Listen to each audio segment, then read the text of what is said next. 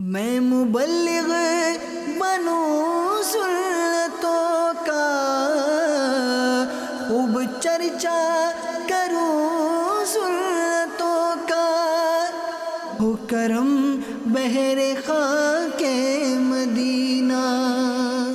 الحمدللہ رب العالمین والصلاة والسلام علی خاتم النبیین، اما بعد فاعوذ باللہ من الشیطان الرجیم، بسم اللہ الرحمن الرحیم۔ الصلاة والسلام علیک یا رسول اللہ وعلی آلک واصحابک یا حبیب اللہ، الصلاة والسلام علیک یا نبی اللہ وعلی آلک واصحابک یا نور اللہ۔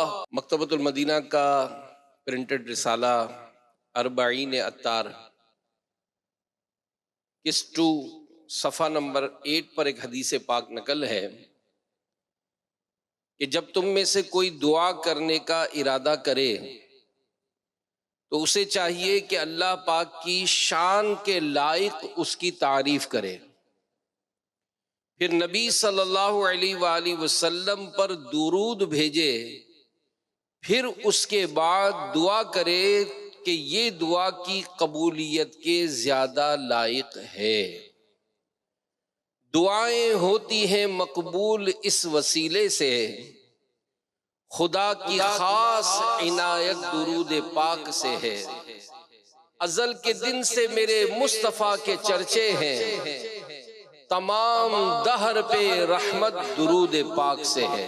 صلو علی الحبیب صلی اللہ تعالی علی محمد وعلی آلہ وصحبہ وبارک وسلم۔ اچھی اچھی نیتیں کر لیں۔ اللہ کے پیارے نبی صلی اللہ علیہ وآلہ وسلم کا فرمان ہے کہ انما الاعمال بالنیات، اعمال کا دار و مدار نیتوں پر ہے۔ اللہ پاک کی رضا کے لیے، ثواب کے لیے بیان میں شریک رہوں گا، اور جو باتیں سنوں گا اسے یاد رکھوں گا، عمل کروں گا، دوسروں تک پہنچانے کی کوشش کروں گا۔ اللہ پاک قرآن کریم میں ارشاد فرماتا ہے، پارہ 1 سورہ بقرہ آیت نمبر 58 اور 59، بسم اللہ الرحمن الرحیم، وَإِذْ قُلْنَا ادْخُلُوا هَٰذِهِ الْقَرْيَةَ فَكُلُوا مِنْهَا حَيْثُ شِئْتُمْ رَغَدًا وَادْخُلُوا الْبَابَ سُجَّدًا وَقُولُوا حِطَّةٌ نَغْفِرْ لَكُمْ خَطَايَاكُمْ وَسَنَزِيدُ الْمُحْسِنِينَ۔ فَبَدَّلَ الَّذِينَ ظَلَمُوا قَوْلًا غَيْرَ الَّذِي قِيلَ لَهُمْ فَأَنزَلْنَا عَلَى الَّذِينَ ظَلَمُوا رِجْزًا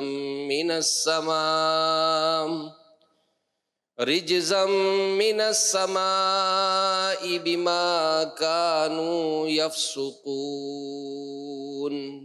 صدق اللہ العظیم وصدق رسولہ النبی الکریم۔ آسان ترجمہ قرآن کنز العرفان۔ اور جب ہم نے انہیں کہا کہ اس شہر میں داخل ہو جاؤ، پھر اس میں جہاں چاہو بے روک ٹوک کھاؤ، اور دروازے میں سجدہ کرتے داخل ہونا اور کہتے رہنا ہمارے گناہ معاف ہوں، ہم تمہاری خطائیں بخش دیں گے، اور ان قریب ہم نیکی کرنے والوں کو اور زیادہ عطا فرمائیں گے۔ پھر ان ظالموں نے جو ان سے کہا گیا تھا اسے ایک دوسری بات سے بدل دیا، تو ہم نے آسمان سے ان ظالموں پر عذاب نازل کر دیا، کیونکہ یہ نافرمانی کرتے رہے تھے۔ تو پیارے پیارے اسلامی بھائی اور مدنی چینل کے ناظرین، بنی اسرائیل کا یہ واقعہ ہم کنٹینیو سن رہے ہیں کہ انہوں نے جرم کیا، اللہ پاک کے نبی حضرت موسیٰ علیہ نبینا علیہ السلام کی نافرمانی کی تو انہیں میدان طی میں قید کر دیا گیا، 40 ایئرز تک قید رہے، 40 ایئرز۔ اب کمال یہ تھا کہ جس میدان میں ان کو قید کیا گیا تھا اس میدان میں کوئی باؤنڈری نہیں تھی، کوئی باڑ نہیں لگائی گئی تھی، کوئی رکاوٹیں نہیں تھیں، یہ اللہ پاک کی قدرت تھی۔ کہ جتنی یہ کوشش کرتے تھے اس میدان سے نکل نہیں پاتے تھے. اور کتنے سال؟ 40 ایئرس، 40 سال تک وہ اس کم و بیش 27 کلومیٹر کا وہ میدان تھا، اسی میں یہ گھومتے رہے 40 ایئرس. آخر ان کی یہ قید ختم ہوئی اور اللہ پاک نے انہیں بیت المقدس جانے کا حکم دیا. ارشاد ہوا وَإِذْ قُلْنَا، اور جب ہم نے انہیں کہا، کیا کہا؟ ادخلوا هذه القرية، کہ اس شہر میں داخل ہو جاؤ. یعنی ایک بستی تھی جہاں انہیں جانے کا حکم دیا گیا. کون سی بستی تھی؟ علماء فرماتے ہیں کہ اس بستی سے مراد بیت المقدس ہے. اور اس بستی میں جا کر کرنا کیا ہے؟ فرمایا فَكُلُوا مِنْهَا حَيْثُ شِئْتُمْ رَغَدًا، پھر اس میں جہاں چاہو بے روک ٹوک کھاؤ. یعنی اس بستی میں پھل ہیں، میوے ہیں، رہنے برتنے کا سامان ہے، یہ سب تمہارا ہے. خوب چین سے حلال چیزیں کھاؤ پیو، سکون سے رہو. مگر اس بستی میں جانے کے 2 آداب یہ بیان ہوئے. کیوں؟ کیسے داخل ہونا ہے؟ کیوں بتایا گیا؟ فرمایا وَادْخُلُوا الْبَابَ سُجَّدًا، اور دروازے میں سجدہ کرتے داخل ہونا. یہ پہلا ادب. مطلب کیا؟ کہ جب تم بیت المقدس میں داخل ہونے لگو، بستی کا جو دروازہ ہے اس دروازے سے جھک کر ادب سے گزرنا. یا یہ مطلب کہ وہاں داخل ہو کر اللہ پاک کے حضور سجدہ کرنا. فرمایا وَقُولُوا حِطَّةٌ، اور کہتے رہنا ہمارے گناہ معاف ہوں. یعنی یہ کہتے ہوئے گزرنا کہ یا اللہ پاک ہمارے گناہ معاف فرما دے، یا اللہ پاک ہمارے گناہ معاف فرما دے. اس سے کیا ہوگا؟ آگے فرمایا نغفر لکم خطایاکم وسنزید المحسنین، ہم تمہاری خطائیں بخش دیں گے اور ان قریب ہم نیکی کرنے والوں کو اور زیادہ عطا فرمائیں گے. اب یہ دیکھیں مدنی چینل کے ناظرین، یہ بڑا انعام تھا نا کہ 40 ایئرز سے جو قید تھی وہ ختم ہو رہی تھی، بستی میں جانا نصیب ہو رہا تھا، گناہوں کی معافی کا سامان ہوا. اور مزید وہ بستی جہاں پہلے قوم عمالقہ آباد تھی، بغیر لڑے بغیر محنت کیے پوری بستی فتح ہو گئی، بنی اسرائیل کے حوالے کر دی گئی. وہاں کے پھل میوے وغیرہ ان کے لیے حلال کر دیے گئے. ان سب کے لیے کیا کرنا؟ کیا؟ صرف 2 کام. پہلا، بستی کے دروازے پر پہنچ کر سجدہ کرنا ہے، اور دوسرا یہ کہنا ہے حتتن حتتن، اے اللہ پاک ہمارے گناہ بخش دے، اے اللہ پاک ہمارے گناہ بخش دے. اب یہ دونوں نیک کام عبادت ہے، بخشش کا ذریعہ بنایا گیا ان کو. مشکل کام بھی نہیں تھا، آسان تھے. مگر ہوا کیا؟ افسوس کہ بنی اسرائیل نے یہ 2 کام بھی نہ کیے. اور کیا کیا؟ اللہ پاک نے مزید ارشاد فرمایا فَبَدَّلَ الَّذِينَ ظَلَمُوا قَوْلًا غَيْرَ الَّذِي قِيلَ لَهُمْ، پھر ان ظالموں نے جو ان سے کہا گیا تھا اسے ایک دوسری بات سے بدل دیا. انہیں تو حکم ہوا تھا کہ بستی میں جاتے سجدہ کرنا، انہوں نے کیا کیا؟ سجدہ نہیں کیا، بلکہ سرین کے بل گھسٹتے ہوئے داخل ہوئے. اور دوسرے نمبر پر یہ کہنا تھا حتتن الہی گناہ بخش دے. انہوں نے کیا کیا؟ انہوں نے کہا حبتن فی شعرتن حبتن فی شعرتن، یعنی بال میں دانا بال میں دانا. مطلب انہوں نے جو حکم دیا گیا تھا انہوں نے اس کو بدل دیا. جو حکم ہوا، ایک نعمت ملی، آزادی ملی، 2 کام ملے، انہوں نے دونوں کام بدل دیے. تو سزا کیا ملی؟ اللہ پاک فرماتا ہے فَأَنزَلْنَا عَلَى الَّذِينَ ظَلَمُوا رِجْزًا مِّنَ السَّمَاءِ بِمَا كَانُوا يَفْسُقُونَ، تو ہم نے آسمان سے ان ظالموں پر عذاب نازل کر دیا کیونکہ نافرمانی کرتے رہے تھے. میرے پیارے پیارے اسلامی بھائیوں اور مدنی چینل کے ناظرین، عذاب جب نازل ہوتا ہے تو ہوتا کیا ہے؟ کیونکہ بعض اوقات ہم جب اپنے معاملات میں جب پڑے رہتے ہیں نا تو سچی بات ہے کہ اس معاملے میں بڑی مستی ہوتی ہے. کچھ نہیں ہو رہا، کچھ نہیں ہو رہا، کچھ نہیں ہو رہا۔ ایک جگہ پڑھا گیا تھا، ایک امام تھے مسجد کا، وہ مرتد ہو گیا، کرسچن ہو گیا۔ کسی نے اس سے پوچھا کہ تو امام تھا، تو ایمان سے ہی چلا گیا؟ کہنے لگا کہ میرے ساتھ ایسا ہوا کہ میں نماز پڑھاتا تھا اور لوگ میرے پیچھے نماز پڑھتے تھے۔ ایک مرتبہ جب میں نماز پڑھانے کے لیے فجر میں اٹھا تو دیر ہو گئی تھی۔ اب میں نے سوچا کہ اگر نمازی تو آ گئے ہوں گے اور میں ابھی وضو وغیرہ کروں گا، سنت ادا کروں گا تو لوگ پھر شور مچائیں گے، تو میں نے جا کر بے وضو نماز پڑھا دی ان لوگوں کے ڈر سے۔ اب میں نے جب بے وضو نماز تو پڑھا دی، لیکن دل میں میرے سارا دن میرے ہول اٹھتا رہا کہ یار پتہ نہیں کیا ہوگا، پتہ نہیں کیا ہوگا، لیکن کچھ نہیں ہوا۔ پھر کبھی کبھی ایسا ہوتا رہا۔ ایک دن مجھ پہ غسل فرض تھا، پھر دیر ہو گئی۔ اب میں جب اٹھا تو میں نے سوچا کہ اگر یہ غسل کروں گا تو پھر معاملہ خراب ہو جائے گا۔ میں نے بغیر غسل کی نماز پڑھا دی۔ سارا دن ڈرتا رہا کہ اب کچھ ہوگا، اب کچھ ہوگا، کچھ نہیں ہوا۔ اس طرح سے یہ معاملہ چلتے رہے، یہاں تک کہ ایک دن میرے دل میں خیال آیا کہ یار 5 وقت کی نماز پڑھنی ہے، اتنا ٹینشن، عبادت، یہ معاملہ، اس سے حلال تو یہ حرام، تو یوں کر کے میرے دل میں کچھ بات آئی۔ ایک غیر مسلم سے میری دوستی ہو گئی، نہ جانے کیا ہوا، میں نے اس سے میٹنگ کی اور میں نے اس کا مذہب اختیار کر لیا۔ میں ڈرتا رہا کہ کچھ ہوگا، مگر کچھ نہیں ہوا۔ اس کہنے والے نے کہا کہ بدبخت، اس سے بڑھ کر اور کیا ہوگا کہ تو امام تھا علاقے کا، تیرے ہاتھ سے یہ امام کا منصب چلا گیا، تو مسلمان تھا، تجھ سے ایمان کی دولت چھین کی گئی، تو سمجھتا رہا کہ کچھ نہیں ہوا۔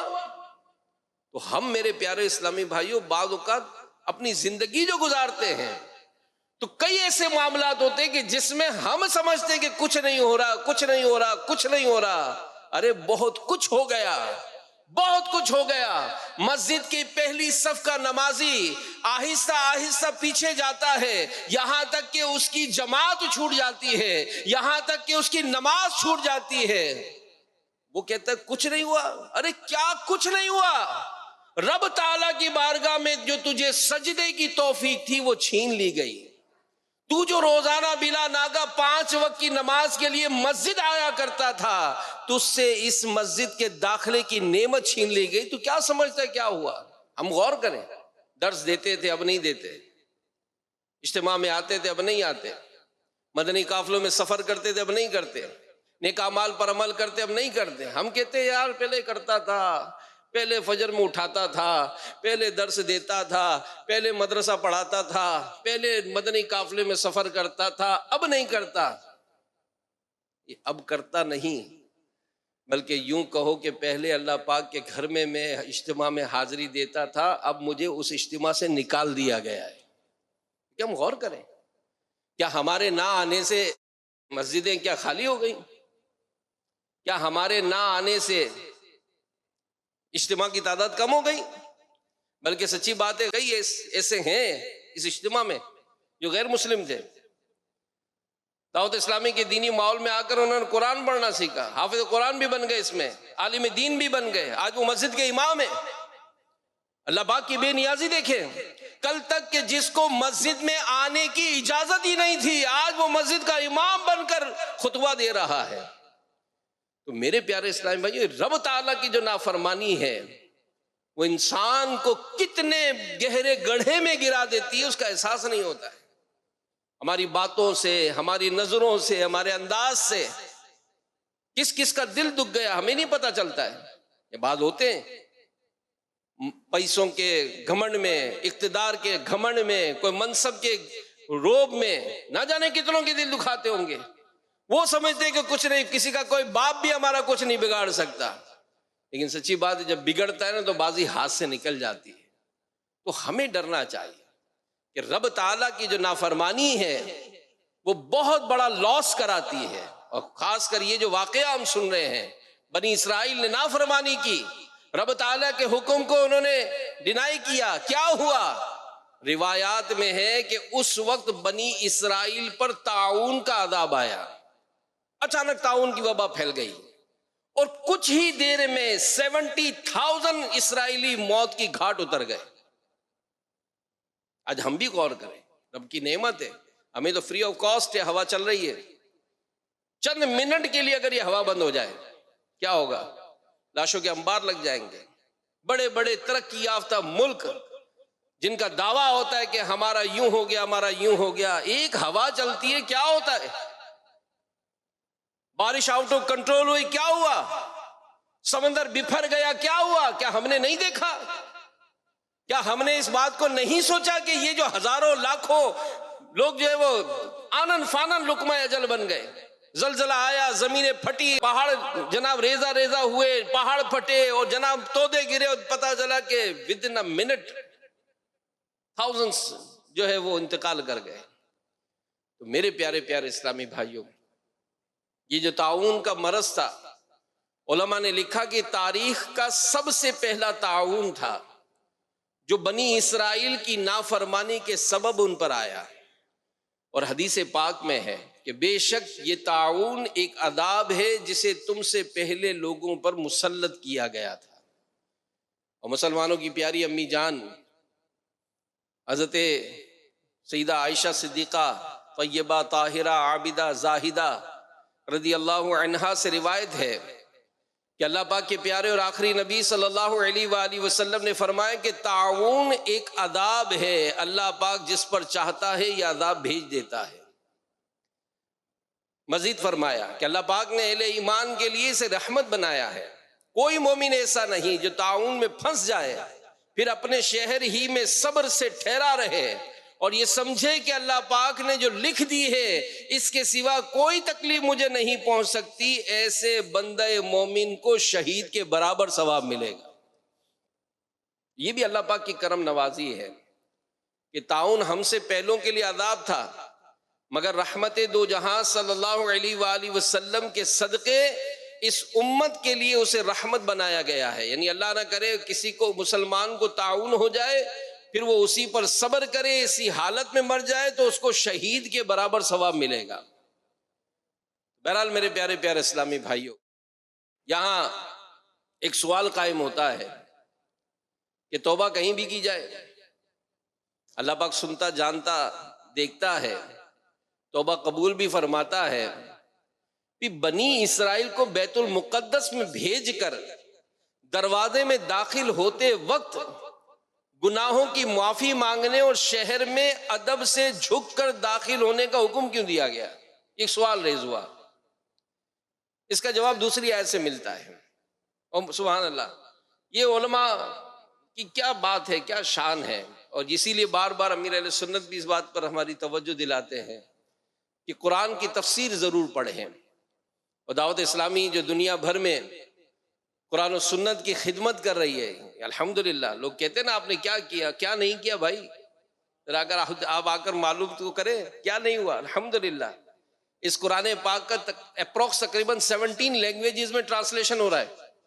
انشاءاللہ ان قریب آپ اپنی اپنی زبانوں میں اس قرآن پاک کی تفسیر کو، ترجمے کو آپ سننا شروع کر دیں گے انشاءاللہ۔ خیر، اردو میں جو ہوا، اب اس اردو کی جو ٹرانسلیشن ہے، یہ صرف ٹرانسلیشن تھوڑی ہوئی، اس کو باقاعدہ اپلیکیشن بنائی گئی۔ آپ اپنے موبائل میں اپلیکیشن رکھ لیں، روزانہ پڑھتے رہیں۔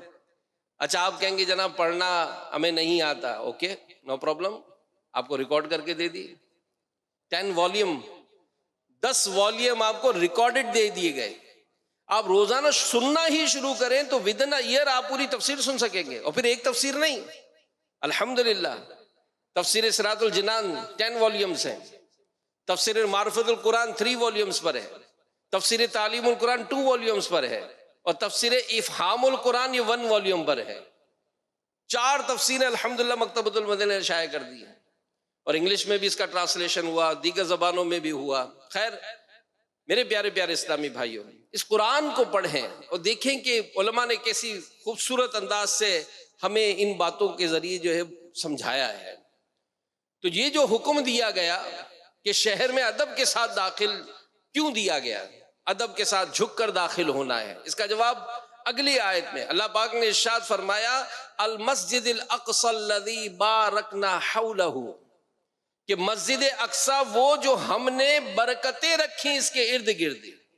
تو علماء فرماتے ہیں کہ مسجد اقصی کے ارد گرد یعنی بیت المقدس کی والی بستی کی برکت یہ ہے کہ یہاں اللہ پاک کے نبیوں اور ولیوں کے مزارات ہیں جس پر صبح و شام رب تعالیٰ کی چھما چھم بارشیں ہوتی رہتی ہے۔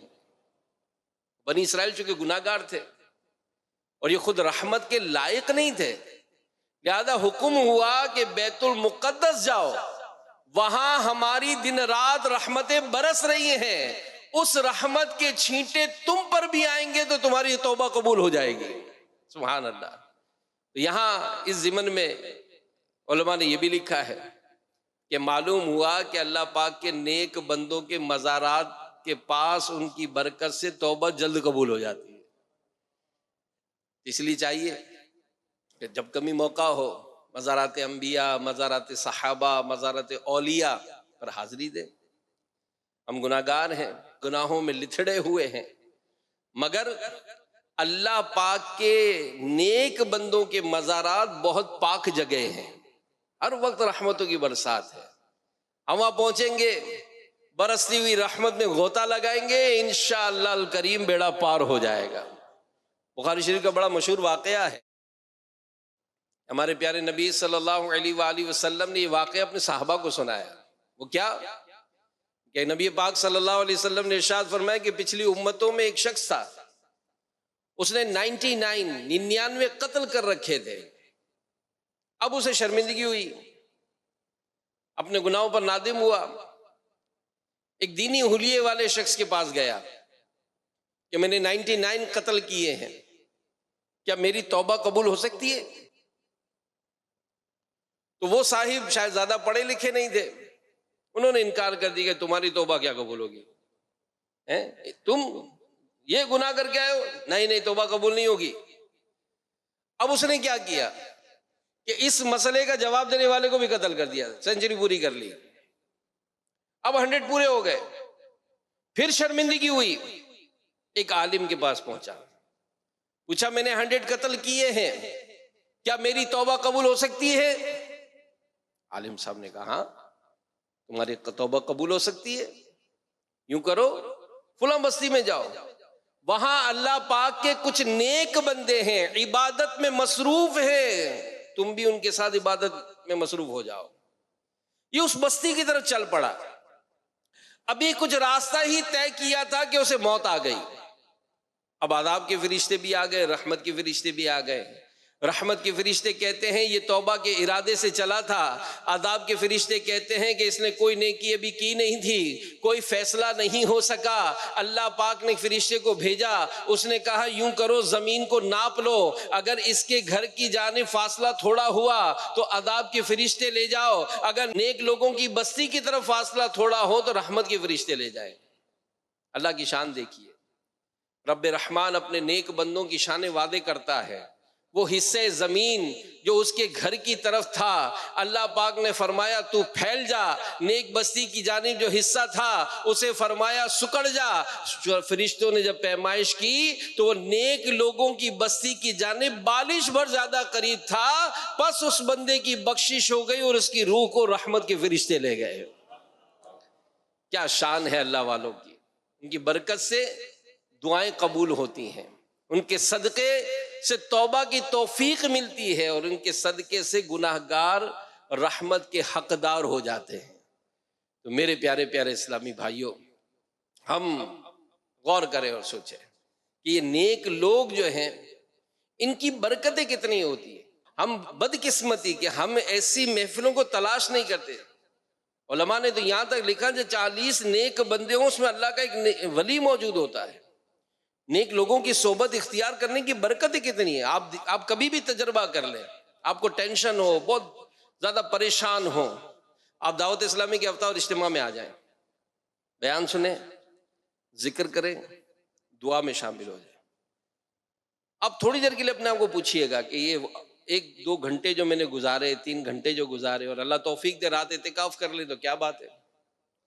اگر یہ سارا ٹائم آپ گزار کر، جو ٹائم آپ کا اسپینڈ ہوا، جو خرچ ہوا، اس کو چیک کریں کہ جو سارا دن آپ اپنے گھر میں، اپنے بزنس میں جو وقت گزارتے ہیں، جو ٹینشن آپ کو گھیرتے ہیں، جتنے معاملات میں آپ کو ٹینشن رہتا ہے، یہ 2-3 آورز جو آپ گزار کر آئے ہیں، اس میں کتنا ٹینشن ہوا۔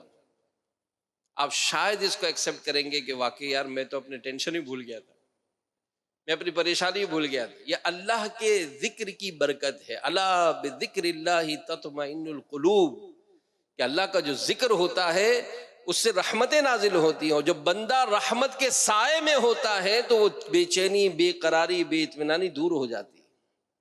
میرے پیارے پیارے اسلامی بھائیوں، نیک لوگوں کی صحبت، نیک لوگوں کی برکت کتنی ہوتی ہے، سبحان اللہ۔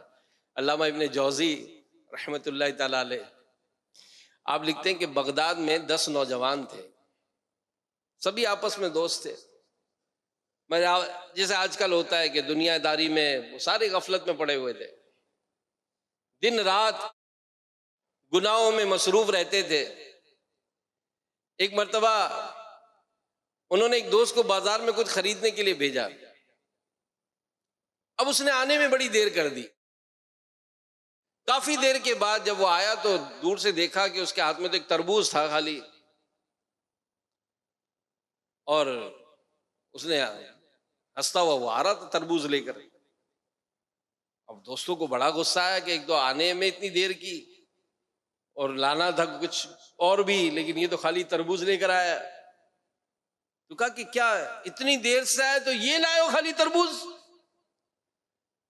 تو نوجوان بولا بہت عجیب چیز لایا ہوں، یہ جو تربوز ہے نا، اس پہ حضرت بشر حافی رحمت اللہ تعالی علیہ نے ہاتھ رکھا تھا، یہ عام تربوز نہیں ہے، بشر حافی رحمت اللہ تعالی علیہ نے اس پر ہاتھ رکھا تھا، لہذا یہ تربور میں 20 دینار کا خرید کر لایا ہوں۔ اب جیسے ہی دوستوں نے یہ بات سنی، سب نے ادب سے اس تربوز کو چومنا شروع کر دیا۔ ابھی عقیدت و محبت کا اظہار ہی کر رہے تھے کہ ایک نوجوان بولا کہ اے دوستو تم سب گواہ رہنا، میں اپنے تمام گناہوں سے توبہ کرتا ہوں۔ یہ سن کر باقی دوستوں نے بھی توبہ کی، اور 10 کے 10 نوجوان عبادت اور ریاضت میں مصروف ہو گئے۔ تو میرے پیارے پیارے اسلام بھائیو، اندازہ لگائیے کہ ولیوں کی چھوئی ہوئی چیزوں کی یہ برکت ہے۔ جس پر ولی کی نظر پڑ جائے تو جس پر ولی کی نظر پڑ جائے تو نگاہ ولی میں وہ تاثیر دیکھی، بدلتی ہزاروں کی تقدیر دیکھی۔ تو یہ بشر حافی رحمت اللہ تعالیٰ نے اس تربوز پر سے ہاتھ رکھا تھا، نوجوانوں نے اس کو ادب کیا تو توبہ کی توفیق مل گئی۔ جہاں یہ ولی یعنی اللہ پاک کے نیک بندے موجود ہوں، جہاں ان کے مزارات موجود ہوں، بندہ وہاں پہنچے، ان کے شہر کی عزت کرے، ان کے سے نسبت رکھنے والی چیزوں کی عزت کرے، تو اس پر کرم کیوں نہ ہوگا؟ انشاءاللہ الکریم اللہ پاک کی رحمت ضرور برسے گی، اور دنیا اور آخرت میں اس کی برکتیں نصیب ہوں گی۔ تو با ادب با نصیب، بے ادب بے نصیب۔ ہم یہ دیکھیں کہ اس معاملے میں ہمارا کردار، اور یہ اللہ پاک کے نیک بندوں کی عظمت و شان۔ امیر اہل سنت نے فرمایا کہ پنجاب کے ایک بزرگ جب آپ پنجاب کا سفر فرماتے تھے تو کہا کہ میرا ایک شہر میں جانا ہوا تو وہاں ایک بزرگ کا مزار شریف تھا، اور یہ معمولات امیر اہل سنت میں ہے، مزارات پر حاضری وغیرہ کے معاملات پہ شروع سے ہی ہم نے دیکھا الحمدللہ۔ تو خیر، تو کہا مزار شریف تھا، تو کہا کہ وہاں کے اسلامی بھائیوں نے بتایا کہ یہ جو صاحب مزار ہیں یہ بڑے با کرامت بزرگ تھے، لوگ ان کے پاس حاضر ہوتے تھے، یہ بیان نہیں کرتے تھے، لوگ ان کے پاس حاضر ہوتے تھے مگر یہ بیان نہیں کرتے تھے، صرف آ کر اس اجتماع میں تشریف فرما ہوتے تھے، بیٹھ جاتے تھے۔ ان کے چہرے کی نورانیت، ان کی صحبت کی برکت یہ تھی کہ جو بھی ان کی صحبت میں آتا دیکھتا جاتا توبہ کرتا جاتا، دیکھتا جاتا توبہ کرتا جاتا۔ تو یہ نیک لوگوں کی صحبت کی برکت، اللہ کے ولیوں کی برکت ہے۔ تو ہم میرے پیارے اسلامی بھائیوں خود غور کریں اور سوچیں کہ جب اس طرح کے معاملات ہوتے ہیں تو واقعی بات نظر آتی کہ جو سالہ سال کا بے نمازی برائیوں میں مبتلا، کون سا گناہ جو اس نے نہ کیا ہو، لیکن ہوتا ہے کسی اللہ والے کی نظر پڑ جاتی ہے تو کیا سے کیا بن جاتا ہے، الحمدللہ۔ تو میرے پیارے پیارے اسلام ہے، یہ اجتماعات میں آنا، اللہ کے نیک بندوں کی صحبت اختیار کرنا، یہ بہت بابرکت ہے۔ حضرت سیدنا حاتم اصم رحمت اللہ تعالی علیہ، کیونکہ یہ جو نیک بندے ہیں یہ دعائیں بہت کرتے ہیں، بلکہ امیر اہل سنت سبحان اللہ پاک ان کو صحت و عافیت نصیب فرمائے، امیر اہل سنت دوران گفتگو کو جس طرح فرمایا کہ میں جب اپنے کمرے سے نکلتا ہوں تو جو کیمرے میں وہ مطلب دکھایا جاتا ہے تو میں کچھ پڑھ رہا ہوتا ہوں، تو بعض لوگ سمجھتے ہوں گے کہ میں کوئی وظیفہ پڑھ رہا ہوتا ہوں، تو کہا کہ میرا روٹین ہے کہ میرے سامنے جو بھی آتا ہے نا میں اس کے لیے دعا کرتا ہوں کہ یا اللہ اس کو بخش دے، یا اللہ اس کو بخش دے۔ نگران شورا نے فوراً اس کو سوال کو لیا اور کہا کہ حضور اس کا مطلب تو یہ ہوا کہ جتنے بھی خادمین اور حارسین ہیں، کیونکہ اولاً تو یہی سامنے آتے ہیں، تو یہ تو سب یہی کہیں گے کہ بھائی ہماری ڈیوٹی لگا دو تاکہ پیر صاحب کی نظریں ہم پر پڑتی رہے، ہم کو دعائیں ملتی رہیں۔ تو کہا کہ یہ دعائیں تو میں دیتا ہوں، پھر جیسے میں آگے چلتا ہوں تو میں تصور کرتا ہوں کہ فیضان مدینہ کی جتنے بھی خادمین اور اس طرح کی جو خدمت کر رہے ہیں نا، یا اللہ ان سب کو بخش دے۔ پھر اس دعا کرنے کے بعد جب میں مدنی مذاکرے میں آتا ہوں تو جتنے مدنی مذاکرے میں موجود ہوتے ہیں میں سب کے لیے دعا کرتا ہوں کہ یا اللہ ان سب کو بخش دے۔ پھر تصور کرتا ہوں مدنی چینل پر اس وقت دنیا بھر میں جو جو دیکھ رہے ہیں، یا اللہ ان سب کو بخش دے۔ تو یہ جو نیک بندوں کی صحبت ہوتی ہے یہ دنیا اور آخرت کی برکتیں دلاتی ہے۔ حضرت سیدنا حاتم اصم رحمت اللہ تعالی علیہ نے بلخ میں دوران واعظ فرمایا کہ یا اللہ اس مجلس میں جو سب سے زیادہ گناہ گار ہو اس کی مغفرت فرما دے۔ اب اتفاق سے وہاں ایک کفن چور بھی موجود تھا، جب رات اس نے کفن چوری کرنے کے لیے قبر کو کھولا تو ندا آئی کہ آج ہی تو حاتم اصم رحمت اللہ تعالی علیہ کے صدقے تیری مغفرت ہوئی تھی اور آج ہی پھر تو اس گناہ میں مبتلا ہو گیا۔ یہ ندا سن کر وہ ہمیشہ کے لیے تائب ہو گیا۔ تو یہ نیک لوگوں کی جو صحبت ہے اس کی برکتیں بہت ہیں میرے پیارے اسلامی بھائی، اور ہم غور کریں اور سوچیں کہ ہم کیا اس میں ہمارا دل لگتا ہے؟ ہمیں کبھی کوئی ایسی دعوت ملے، کوئی آفر ملے تو بدقسمتی ایک دم سے ہمارا دل آگے نہیں بڑھتا ہے۔ تو خیر جب بھی موقع ملے بلکہ موقع تلاش کریں کہ دعوت اسلامی کے اجتماعات کہاں ہو رہے ہیں، اپنے اپنے ملک میں جہاں آپ رہتے معلوم کریں یار کہاں ہوتا ہے۔ انشاءاللہ آپ ان نیک لوگوں کی صحبت میں بیٹھیں گے تو اس کی برکتیں نصیب ہوں گی۔ مزید یہ کہ اسی بیان کو آگے کی طرف لے کر چلتے ہیں، اللہ پاک نے فرمایا فَبَدَّلَ الَّذِينَ ظَلَمُوا قَوْلًا غَيْرَ الَّذِي قِيلَ لَهُمْ فَأَنزَلْنَا عَلَى الَّذِينَ ظَلَمُوا رِجْزًا مِّنَ السَّمَاءِ بِمَا كَانُوا يَفْسُقُونَ۔ پھر ان ظالموں نے جو ان سے کہا گیا تھا اسے ایک دوسری بات سے بدل دیا، تو ہم نے آسمان سے ان ظالموں پر عذاب نازل کر دیا کیونکہ نافرمانی کرتے رہے تھے۔ تو جہاں اس سے معلوم ہوا کہ اللہ پاک کے جو احکام ہیں اس کو ایز اٹ از ماننا یہ ضروری ہے۔ جو احکام کو جو لوگ بدلتے ہیں وہ عذاب الہی کے حقدار ہیں، اس لیے ہم پر لازم ہے کہ اللہ اور اس کے پیارے حبیب صلی اللہ علیہ وسلم نے جو حکم دیا جیسا دیا ویسے ہی مانے اور اس پر عمل کریں۔ اور قرآن کریم میں ہے کہ اللہ پاک نے بنی اسرائیل پر جو لعنت برسائی اس کے اسباب کیا تھے؟ یحرفون الکلم عن مواضعہ ونسوا حظا مما ذکروا بہ، وہ اللہ کی باتوں کو ان کے مقامات سے بدل دیتے تھے اور انہوں نے ان نصیحتوں کا بڑا حصہ بھلا دیا جو انہیں کی گئی تھی۔ یعنی بنی اسرائیل پر لعنت برسنے کے بہت سارے اسباب میں سے دو یہ بھی ہیں کہ یہ اللہ پاک کے احکام کو بدل دیتے تھے، جو حکم دیا جاتا تھا اس پر عمل چھوڑ دیتے تھے۔ تو معلوم ہوا کہ اللہ پاک کے احکام کو بدل دینا اللہ کی رحمت سے دور ہونے اور لعنت برسنے کا سبب ہے۔ اور آج کل لوگوں کا انداز یہی ہوتا جا رہا ہے کہ اگر دیکھا جائے تو اپنی خواہشات پر عمل کرتے ہیں، ہم اپنی مرضی کے مطابق یہ تبدیلیاں کرتے رہتے ہیں. مثلا حکم ہے غیر مسلموں سے دوستی نہ لگاؤ، اور ہمارے یہاں ان کے نقش قدم پر چلا جاتا ہے، ان سے محبتوں کا اظہار کرتے ہیں، ان سے دوستیاں لگاتے ہیں. الحمدللہ ہم نعتیں پڑھتے، نعتیں سننے والے، قرآن و حدیث میں نعت خوانی کے بڑے فضائل بیان ہوئے، بڑے عظیم الشان فضائل ہیں، لیکن لوگوں نے اس کار خیر میں بھی ملاوٹیں کرنا شروع کر دی. علامہ ابن جوزی علیہ رحمہ نے لکھا ہے کہ شیطان پیروں فقیروں کے باروں میں بھی لوگوں کو دھوکہ دیتا ہے. یعنی یہ جو نیک اللہ کے اولیاء ہیں، ان کی اونچے شانی ہیں، یہ جو اب ان کا جو روپ بدل کر جو ایسا انداز اختیار کرتے جو شرعی درست نہیں ہے، ان کے پیچھے تو نہیں چلنا ہے. لیکن جو اللہ کے نیک بندے ہیں، علماء ہیں، مشائخ ہیں، جو شریعت پر عمل کرنے والے ہیں، ان پر عمل کرنا ہے.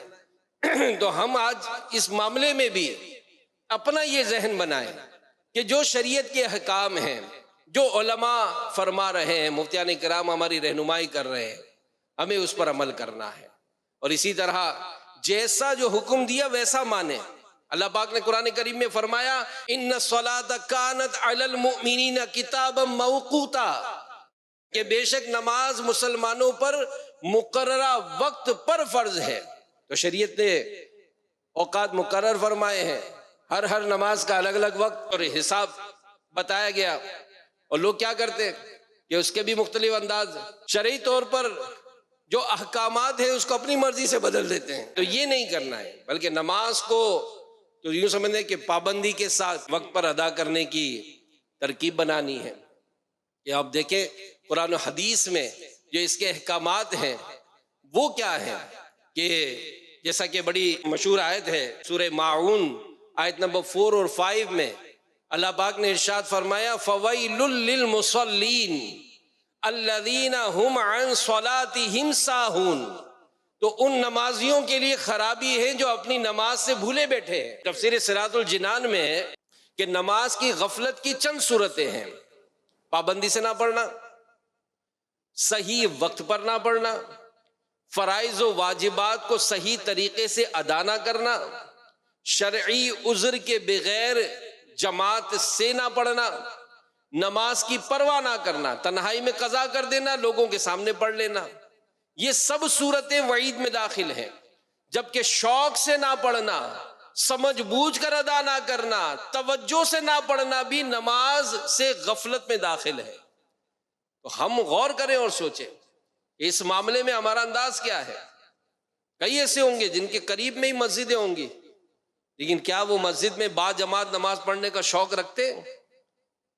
ایسا نہ کریں، نماز جماعت کے ساتھ پڑھنے کی عادت بنائیں. اور یہ تحفہ تو خاص کر ہمارے اوورسیز کے جو اسلام بھائی ہیں کہ اگر کوئی ایسی شرعی مجبوری نہ ہو تو نماز کو جماعت کے ساتھ ادا کریں. اپنا ذہن لے کر جائیں کہ مجھے اللہ کے گھر کو آباد کرنا ہے. کہ علماء فرماتے ہیں جو اللہ کے گھر کو آباد کرتا ہے اللہ اس کے گھر کو آباد کرتا ہے. اور پھر نماز کو توجہ کے ساتھ پڑھنا ہے. کیسے پڑھنا ہے؟ کیونکہ اس نماز کو سیکھے بغیر آئے گی نہیں. جی ہاں، یہ یاد رکھیے گا، نماز سیکھنی ہوگی. اور دعوت اسلامی کا یہ ہم پر احسان ہے کہ ہاتھ اٹھانے سے لے کر سلام پھیرنے تک ہمیں یہ انداز کس طرح کرنے ہیں، یہ سارے طریقے ہم کو فیضان نماز کورس میں سکھائے جاتے ہیں. نماز کورس کو کریں، آپ کو پتا چلے گا کہ آپ کی کتنی مسٹیکس ہیں. بارہا ایسا ہوا ہے کہ 65-70 ایئرز کے لوگوں نے آ کر کورسز کیے، اپنی تاثرات دیتے ہیں کہ جناب 50 ایئرز سے میں نماز پڑھ رہا ہوں لیکن میری نماز تو آج درست ہوئی ہے. کیا ہوگا میری نمازوں کا؟ کیا ہوگا ہمارے وضو کا؟ کیا ہوگا ہمارے غسل کے معاملات کا، کپڑے پاک کرنے کے طریقے کا؟ جو بیسکس ہیں ان کو سیکھیں. اور پھر نماز پڑھنی ہے تو شوق سے پڑھنی ہے، سمجھ بوجھ کر پڑھنی ہے، توجہ سے پڑھنی ہے، کہ ورنہ یہ بھی غفلت میں داخل ہوگی. اور کتاب الکبائر میں منقول ہے کہ جہنم میں ایک وادی ہے جس کا نام ویل ہے، اگر اس میں دنیا کے پہاڑ ڈالے جائیں تو اس کی گرمی سے پگھل جائیں. یہ ان لوگوں کا ٹھکانہ ہے جو نماز میں سستی کرتے اور وقت کے بعد قضا کر کے پڑھتے ہیں، مگر یہ کہ اپنی کوتاہی پر نادم ہو اور بارگاہ خداوندی میں توبہ کریں. تو لیڈیز بھی، خواتین بھی غور کریں، نماز کو وقت پر ادا کرنا ہے۔ اور بڑی خوبصورت بات نگران شورا نے، چونکہ ظاہر سفر ہوتے رہتے، تو بڑی پیاری بات فرمائی کہ اگر آپ سفر میں ہو، جیسے نماز کا وقت شروع ہو جائے نماز پڑھ لیں۔ ہم جب بھی یہ سوچا ہے کہ تھوڑا ٹائم ہے، تو بعضوں کا ٹریولنگ میں ایسی ہر جگہ اویلیبلٹی نہیں ہوتی جہاں نماز پڑھی جا سکے، تو جیسے نماز کا وقت شروع ہو جائے نماز ادا کر لیں۔ حضرت سیدنا عبداللہ بن مسعود رضی اللہ عنہ فرماتے ہیں، اللہ کے پیارے نبی صلی اللہ علیہ وآلہ وسلم ایک مرتبہ صحابہ کرام علیہم رضوان کے قریب سے گزرے تو ارشاد فرمایا، کیا تم جانتے ہو کہ تمہارا اللہ پاک کیا فرماتا ہے؟ صحابہ کرام علیہم رضوان نے عرض کی، اللہ پاک اور اس کے رسول صلی اللہ علیہ وآلہ وسلم بہتر جانتے ہیں۔ نبی پاک صلی اللہ علیہ وآلہ وسلم نے 3 مرتبہ یہی سوال کیا، پھر فرمایا، اللہ پاک فرماتا ہے، مجھے اپنی عزت اور اپنے جلال کی قسم، جو بھی بندہ نماز اپنے وقت میں ادا کرے گا میں اسے جنت میں داخل فرماؤں گا، اور جو انہیں وقت گزار کر ادا کرے گا اگر میں چاہوں گا تو اس پر رحم فرماؤں گا، اور چاہوں گا تو اسے عذاب دوں گا۔ تو نماز کی پابندی، یہ دکھوں غموں ان سب سے نجات ہے۔ امیر سنت اپنی کتاب فیضان نماز میں لکھا ہے، ایک نوجوان کسی بزرگ کی خدمت میں حاضر ہوا اور عرض کی کہ حضور میں بہت پریشان ہوں، بہت ٹینشن میں رہتا ہوں، جو کام کرتا ہوں الٹا ہوتا ہے۔ ان بزرگ نے فرمایا کہ تو نے اسٹیمپ دیکھی ہے، مہر؟ کہا جی دیکھی ہے۔ کہا اس پہ لکھائی کیسی ہوتی ہے؟ کہ لکھائی تو الٹی ہوتی ہے۔ کہا کہ لیکن جب مہر اسٹیمپ جو ہے وہ کاغذ پر لگتی ہے تو پھر لکھائی کیسی ہوتی ہے؟ کہا لکھائی تو سیدھی ہوتی ہے پھر۔ تو کہا کہ یہ اسٹیمپ کاغذ پہ جھکی تو اس کی لکھائی سیدھی ہو گئی، تیرے کام بھی سارے الٹے ہیں، وضو کر نماز کے لیے کھڑا ہو جا، جیسے ہی رب کی بارگاہ میں سجدہ کرے گا رب تعالیٰ تیرے سارے الٹے کام سیدھے فرما دے گا۔ ہم آئے تو صحیح، غم پریشانیاں ہیں، غم ہیں، بیماریاں ہیں، لوگوں سے ہم کہتے ہیں بھائی دعا کر، اچھی بات، دعا کرانا چاہیے، مگر علماء نے لکھا کہ ہر رات میں ایک ایسی گھڑی ہے کہ مرد مسلمان اللہ کی بارگاہ میں جو دعا کرتا ہے اللہ پاک اسے قبول فرماتا ہے۔ یہ ہر رات میں ہے۔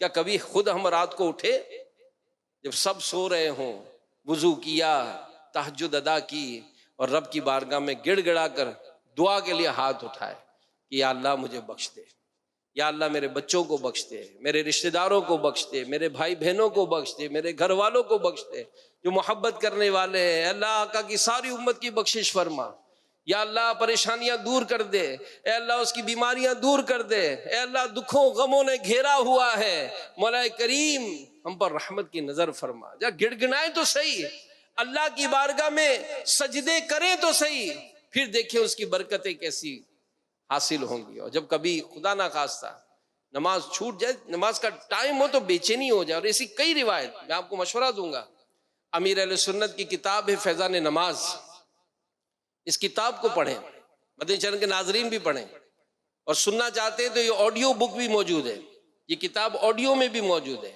آڈیو میں سن لیں، پوری کتاب آپ سن سکتے ہیں، آپ اس کتاب کو سنیں، اس میں نماز کے فضائل، نہ پڑھنے کی وعیدیں، جماعت کے فضائل، سجدوں کی برکتیں، خشوع اور خضوع کے فضائل، اور بھی نوافل وغیرہ کے حوالے سے بزرگوں کی کیسی نمازیں ہوا کرتی تھی۔ بہرحال اللہ پاک ہم سب کو نماز سے محبت عطا فرمائے، عبادت تلاوت میں اللہ پاک ہمارا دل لگائے اور ہمیں عمل کی توفیق عطا فرمائے، آمین بجاہ خاتم النبیین صلی اللہ علیہ وسلم۔ میں مبلغ بنوں سنتوں کا، خوب چرچا کروں سنتوں کا، ہو کرم بہر خاک